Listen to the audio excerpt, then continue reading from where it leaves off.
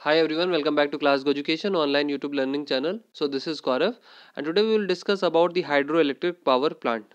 I will try to cover hydroelectric power plant within 15 minutes and I will touch each and every topic in brief. So let's start hydroelectric power plant. So you know that the chief source of energy is the sun and solar energy in the form of heat is absorbed by the oceans, lakes, rivers and resulting in the formation of clouds and eventually the precipitation over the land in the form of rain, hail, okay, or you can say ice. So some part of the precipitation is utilized, okay, in the stream flow, that is known as runoff. And thereby what actually happens in hydroelectric power plant, if you see the flow sheet in the given diagram on your screen, you will see there is a reservoir, there is a barrier dam, you just see the control gates, penstock, then turbine generator set, and after the generation transmission line, and then power lines, and then to the grid. So what actually happens,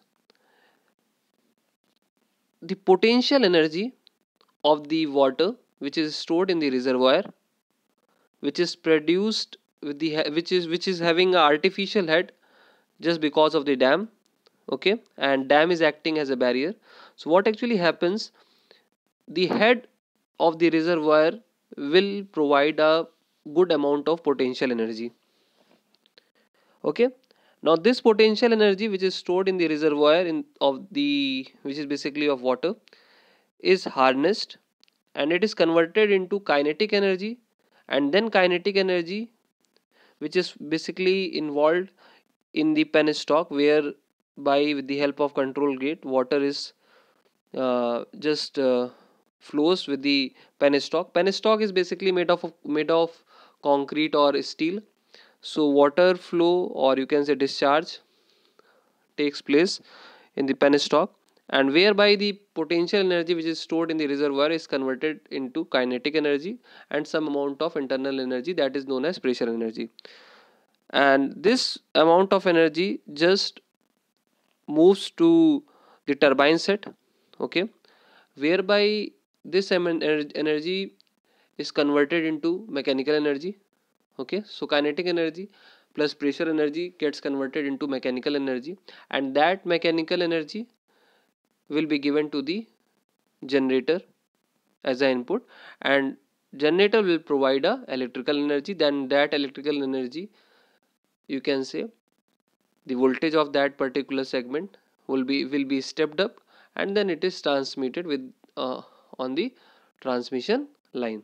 So this is basically the flow sheet of hydropower plant, okay. So again you must remember, reservoir is there, dam is there, control gates are there, penstock is there, turbine is there, okay, then generator is there, then step up transformer, then to the transmission line. One should remember one important thing, that is of surge tank. So surge tank is also there in this figure, it is not shown, but surge tank will also be there, which is attached to the penstock and which will try to regulate the, you can say, the pressure swings, okay. I will be discussing this pressure swing concept of surge tank in some other video, but you must remember that surge tank is also connected to the penstock and it is close to the reservoir. It is close to the reservoir. Another important point of hydropower plant is that it is a capital intensive process. Capital cost is large but running cost is less. Capital cost is large because we have to take care of the maintenance of transmission lines and annual energy loss in transformation, okay, and construction, erection. So capital cost is basically large but running cost is less because fuel, the water as a fuel will not amount even a penny. So it is natural and it is free of cost. So we can harness that water and that can be stored in the reservoir. So fuel cost is zero. And if you talk about the generation cost as compared to steam, oil or gas plant, which can be conven conveniently you can say that it is less, okay, if it is nearer to the load center. Now, what actually happens in a hydropower plant? We basically talk about dam. If we take the prospect of India, so some common dams, if you remember, that Tehri Dam is there, that is in Uttarakhand, okay, and it is having the largest capacity of 2400. Then Koyna in Maharashtra, then Nathpa Jhakri in Himachal Pradesh, Sardar Sarovar in Gujarat, Bhakra Dam in Punjab, and Indra Sagar Dam is in Madhya Pradesh, Nagarjun Sagar Dam is in Andhra Pradesh, and some other dams like Ban Sagar Dam, that is also in Madhya Pradesh, Baspa in Himachal Pradesh, and some other dams are there. Okay, you can take care of those things with the help of Google, and you can try to understand what actually the dams are all about. So, if someone asks you what is the importance of dam to you, or what is the importance of dam, so what should you reply? So you must remember one thing, that dam provides a barrier and artificial head. Two things you must remember, barrier and artificial head. Okay, there is a penstock over here. What actually the penstock is all about? So penstock is basically, it is a closed conduit whereby discharge or a flow rate takes place, whereby the potential energy from the reservoir gets converted into kinetic energy. So penstock is there. Turbines are there. So turbines are classified according to the head. If we talk about the reaction turbines like Kaplan and Francis turbine, and when we talk about tangential flow turbine, so it is a Pelton turbine. Axial flow turbine, it is a Kaplan turbine. Mixed flow turbine, then it is a Francis turbine. So types of turbines are basically, if we talk about the specific heat and head, we can say this thing, that Kaplan or a movable vane propeller turbine, whose specific speed is around 300 to 1000. So it do have a head of less than 30 meter, so it is a low head turbine. And if we talk about the fixed vane propeller turbine, it is the specific speed is 300 to 1000 again, and head less than 70 meter, and for fairly constant load operation it is used. Francis, if you talk about, then it is from 60 to 300 head, oh sorry, 60 to 300 is specific speed, but head is from 30 meter to 200 meter.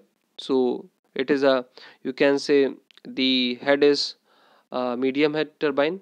And if we talk about the high head turbine, so it is a Pelton turbine, that is a tangential flow turbine, and the specific speed is less, that is 10 to 50, and head which is basically used, that is above 200 meters. Tehri dam head is, if you see, it is 260 meters, so probably the turbine used over there would be Pelton turbine. And the importance, and you can say advantage of using Francis turbine, that Francis turbine is a mixed flow turbine which basically utilizes the characteristic of Pelton turbine as well as Kaplan turbine. Pelton turbine is a tangential turbine and Kaplan is axial flow turbine. If someone asks you what is specific speed, what you are talking about is specific speed. So what actually the definition of specific speed is, that uh, it is basically that 1 metric horsepower under a head of 1 meter is produced, then the speed obtained from the turbine is known as specific speed. Again, I am reminding you, 1 metric horsepower under a head of 1 meter. 1 metric horsepower under a head of 1 meter, and the speed obtained for a turbine at that instant is known as specific speed. So this is about specific speed, low, medium, and high head. High head turbines are Pelton turbine, medium Francis turbine, low turbines are Kaplan turbine. Two categorizations are there: fixed vane and variable, or you can say movable vane. So this is the concept of turbine. Then we are having generators. So in hydropower plant, the rotor of the generator is basically salient pole, because hydropower plant speed is less. So in, when the speed is less and we have to take care of those things, then we can say then we can prefer salient pole. Okay, so salient pole, you just see the specific speed I just talked about, so it is more or less near about that only. So this is all about the hydropower plant and its flow sheet. Now let's have a look over the expression for, what you can say, the expression for hydropower. So you just see, basically I talked about that head which is produced, artificial head which is produced by the dam, and which represent the hydropower. Okay, so it is in the form of what? It is basically potential energy. So potential energy of the water is stored in the reservoir, and that is potential energy is expressed, yes, energy is expressed equals to mgh. So potential energy equals to mgh, and we will just remove m over here, or replace m over here with the density multiplied by volume. So over here this expression you see that hydropower is a function of height and volume. So it is basically efficiency multiplied by density, or you can say specific weight, multiplied by volumetric flow rate, that is basically the discharge, then multiplied by g, then multiplied by h. And if it is multiplied by 10 to power minus 3, then the expression looks forward for the kilowatt. When it is multiplied by 10 to power minus 6, then expression looks for megawatt. Okay, and if efficiency, if we talk about, so it is the overall efficiency of generator and turbine. In question sometimes it happen the individual efficiency of turbine is given and individual efficiency of generator is given. Likewise, head you just see h is also given in the form of gross head and tail head.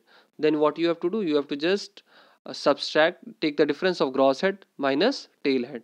Okay, so this is the expression. So q is basically the discharge, volumetric flow rate, that is in meter cube per second, density of water, that is 1000 kg per meter cube, or you can say the specific weight. So this expression is very essential to solve the numericals, and this is all about the hydroelectric power plant.